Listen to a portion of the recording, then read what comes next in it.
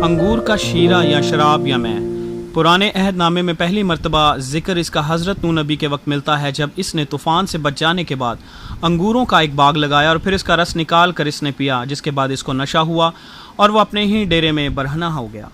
फिर इसराइल में हमें इसका इस्तेमाल बड़ी ईदों में नज़र आता है, ख़ासकर फसा की ईद और सब्बत के रोज़ शाम के खाने के साथ इसका इस्तेमाल हमें लाजमी नज़र आता है।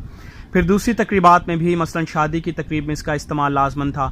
जो मैं सब्बत या फसा पर तैयार की जाती थी, इसको यहूदी कोशर ड्रिंक कहते हैं। इसके बनाने का तरीका फ़र्क होता है और ख़ास तौर पर रब्बी इसको अपनी निगरानी में तैयार करवाते हैं और फिर इस पर दुआ करके इसको बोतलों में भरा जाता है। ये फलों का ताज़ा रस होता है और इसको ख़ास मजहबी रस्मों में इस्तेमाल किया जाता है।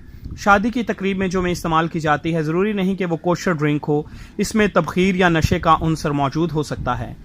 दूसरी अक़वाम में भी जो यहूदियों के अलावा थीं, उनमें भी मैं का इस्तेमाल मजहबी और दूसरी तकारीब में आम था। मुमानियत, इसके इस्तेमाल से कुछ ख़ास लोगों को मना किया गया खुदा की तरफ से, जिनमें सबसे पहले काहिन आते हैं कि वो इसका इस्तेमाल न करें, ख़ासकर जब उन्होंने हैकल सुलेमानी में खिदमत के फ़राइज़ सर अंजाम देने हों। इसकी वजह भी ये थी कि अगर वो पी कर मदहोश हो जाएं और हैकल की खिदमत में कोई कोताही हो जाए तो वो मर जाएंगे, इसलिए बेहतर है कि वो इसका इस्तेमाल ना करें। दूसरा, नज़ीरों जो खुदा के ममसू होते थे, इनके लिए इसका इस्तेमाल ममनू था, बल्कि वो तो अंगूरों से भी दूर रहें। मगर इस मुमानियत की भी एक हद थी। जब ममसू के मन्नत के दिन पूरे हो जाते थे, इसके बाद वो इसका इस्तेमाल कर सकते थे और बे इल्ज़ाम रहते थे। दूसरा ग्रोह बादशाहों का था। खुदा ने उनको मना किया कि वो मैं नोशी से परहेज़ करें, ऐसा ना हो कि वो नशे में आकर इंसाफ और हुकूमत के मामलात में कोताही बरतें, इसलिए ज़रूरी था कि वो नशाबाज ना हों। फिर इमसाल और ज़बूर की किताब में आम लोगों को भी इससे मना किया गया कि जो शराबी होगा, ना सिर्फ उसकी दौलत कम होगी बल्कि वो जिस्मानी तौर पर भी कमज़ोर होगा और हो सकता है कि नशे की हालत में उससे गुनाह सरजद हों। इसलिए बेहतर है कि आदमी इस शराब से जो नशा पैदा करती है दूर रहे, ताकि वो होश व हवास में अपने खुदा की इबादत कर सके। बरकत, कलाम मुक़द्दस में बहुत सारी जगहों पर इसको बरकत से भी तशबीह दी गई है। जहाँ नई मैं की बात है, फिर ईद फसा और सब्बत में इसका इस्तेमाल बरकत और खुशहाली के तौर पर है। फिर बतौर इसका इस्तेमाल मर्ज़ या ज़ख्मों के इलाज के लिए भी है, जो बरकत के तौर पर है। खुदावंद यस्सु का भी पानी को मैं बना देना, यह भी खुशहाली और बरकत के तौर पर है। खाने की मेज़ पर इसका होना घर की खुशहाली को जाहिर करता है, इसलिए जब ईद फसा होती है तो मेज़ को रोटी और मैं से सजाया जाता है, जो कि खुदा की खास बरकत और खुशहाली की इलामत है। मगर ये मैं ताज़ा अंगूरों का रस होती है, जिसमें नशे का उनसर ना होने के बराबर होता है, ताकि इंसान खुदा के हुजूर अपने पूरे होश व हवास में रहे। फिर पाक इशा की इबादत में जो फसा की तस्वीर है, इसमें इसका इस्तेमाल खून के तौर पर किया जाता है, जबकि खून पीने की ममानियत है बाइबल में, मगर ये खून चूँकि पाक है और इसमें ज़िंदगी है, इसलिए खुदावंद यस्सु की मौत की यादगारी के तौर पर पिया जाता है, जिससे हम इस बात का इजहार करते हैं कि हमारे गुनाह उसके खून बहाने के वसीले से माफ़ हुए हैं। हमारा रवैया, यहूदी शराब या मैं को नापाक या हराम करार नहीं देते, क्योंकि बाइबल में जहाँ इसकी ममानियत है वहीं ये एक बरकत के तौर पर भी है। इसलिए वो इस मशरूब को बुरा तो नहीं कहते, मगर वो अपने लोगों को ये ज़रूर सिखाते हैं कि शराब में मतवाले मत बनो, ऐसा ना हो कि इंसान अच्छे और बुरे की तमीज़ खो बैठे। मसीही का रवैया भी यही होना चाहिए, बजाय कि एक चीज़ जिसके बारे में वाज़िया नहीं कि आए ये बुरी है या अच्छी, हमें कोई भी फतवा नहीं लगाना चाहिए, क्योंकि कुछ नबियों ने इसका इस्तेमाल किया और कुछ ने अपने आप को दूर रखा। मगर एक चीज़ जो खुदा के कलाम ने वाज़िया की है कि इसका गलत इस्तेमाल हमारे अंदर बदचलनी पैदा कर सकता है और हम किसी के लिए ठोकर का बायस हो सकते हैं। हमें इसकी ख्वाहिश नहीं करनी चाहिए, क्योंकि गुनाह आलूदा फितरत रखने के सबब से ये हमारे लिए एक आजमाइश हो सकती है। सवालात, अगर इसकी ममानियत भी है तो मजहबी रस्मों में इसका इस्तेमाल क्यों जायज़ है?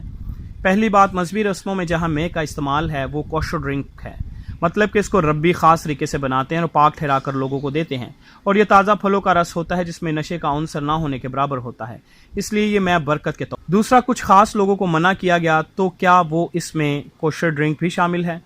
कोशर में से सिर्फ नज़ीरों को मना किया गया, वो भी एक ख़ास मुद्दत तक। बाकी काहिन और बादशाहों को गैर कोशर में से मना किया गया। इससे मुराद ऐसी फलों का रस जिसको ख़ास दर्जा हरारत पर पका कर तबखीर के अमल से गुजारा जाता है, जिसमें नशे का उनसर बहुत ज़्यादा होता है। कोशर और गैर कोशर में क्या दोनों से नशा हो सकता है? जी हाँ, कोशर में भी अगर आप हद से ज़्यादा पी लेंगे तो वो भी नशे का बायस हो सकती है। इन दोनों में से कौन सी बरकत और खुशहाली का बायस है कलाम मुक़द्दस में? ये अंदाज़ा लगाना मुश्किल है, क्योंकि शादी ब्याह में गैर کوشر میں کا استعمال بھی ہوتا تھا اور کچھ شکر گزاری کی عیدوں میں بھی ہوا ہے، مگر ان دونوں کے لیے مختلف الفاظ بائبل میں استعمال کیے گئے ہیں۔ تقریباً 10 سے زائد الفاظ ہیں عبرانی میں اور اسی طرح یونانی میں۔ اب جہاں برکت کے لیے ہوا ہے وہاں کہیں کوشر ڈرنک ہے اور کہیں غیر کوشر، لہٰذا اس مسئلے کو مد نظر رکھتے ہوئے ہم غیر کوشر کو بھی برا نہیں کہتے، بس لوگوں کو یہ بتا سکتے ہیں کہ غیر کوشر کی عادت ان کو نشئی بنا سکتے، مگر ہم جس معاشرے میں رہتے ہیں وہ تو اس کو حرام قرار دیتے ہیں۔ ان کی شریعت واضح طور پر بیان کرتی ہے کہ شراب حرام ہے۔ اب وہاں کوشر اور غیر کوشر کی تو بات ہی نہیں، وہ تو بائبل بھی کہتی ہے کہ شرابی خدا کی بادشاہی میں داخل نہیں ہوں گے، مگر اس سے مراد یہ نہیں کہ وہ میں حرام ہے، بلکہ اس کا عمل کہ اسے معلوم ہے کہ یہ میں نشہ پیدا کرتی ہے اور وہ پیتا جا رہا ہے۔ بہت سارے لوگ ہیں جو غیر کوشر میں پیتے ہیں مگر وہ نشے میں نہیں آتے، بلکہ اس کا استعمال اعتدال پسندی سے کرتے ہیں، جیسے کچھ نبی کرتے تھے، جس میں سب سے بڑی مثال حضرت سلیمان نبی کی ہے۔ ضروری بات، میں کوشر اور غیر کوشر کا عادی نہیں ہوں، مگر جب لوگ مجھ سے شراب کے بارے میں پوچھتے ہیں تو میں اس کو برا بھی نہیں کہتا، بس یہ کہتا ہوں کہ خدا نے ہمیں حکمت دے رکھی ہے کہ کون سی چیز ہمارے فائدے کی ہے اور کون سی نقصان۔ اگر مجھے چینی کھانے سے شوگر زیادہ ہو رہی ہے تو مجھے اس سے دور رہنا چاہیے، نہ کہ میں چینی کو برا کہنا شروع کر دوں۔ اگر مجھے میں پینے سے نشہ ہو رہا ہے تو مجھے اس سے دور رہنا چاہیے، نہ کہ میں اس کو برا کہنا شروع کر دوں۔ کلام تو یہ بھی کہتا ہے کہ اگر آپ اپنی بھوک سے زیادہ کھائیں گے تو آپ پرخوری کے گناہ میں مبتلا ہو سکتے ہیں، جو 7 بڑے گناہوں میں ایک گناہ ہے۔ ہمارے معاشرے میں شراب کا استعمال بہت زیادہ ہے۔ ہر سال بہت سے لوگوں کی اموات زہریلی شراب پینے سے ہو جاتی ہیں، جیسے ناخالص غذائیں کھانے سے ہوتی ہیں۔ بہت سارے لوگ شراب نوشی کر کے اپنی بیوی یا بچوں پر تشدد کرتے ہیں، اور بہت سارے تو نیند سے بیدار ہی نہیں ہوتے، سارا دن پڑے رہتے ہیں۔ ہم جیسے تیسری دنیا کے معاشروں پر اس کی پابندی ہی بہتر ہے، کیونکہ ہمیں کسی بھی چیز کے صحیح استعمال کا ڈھنگ کا پتہ ہی نہیں۔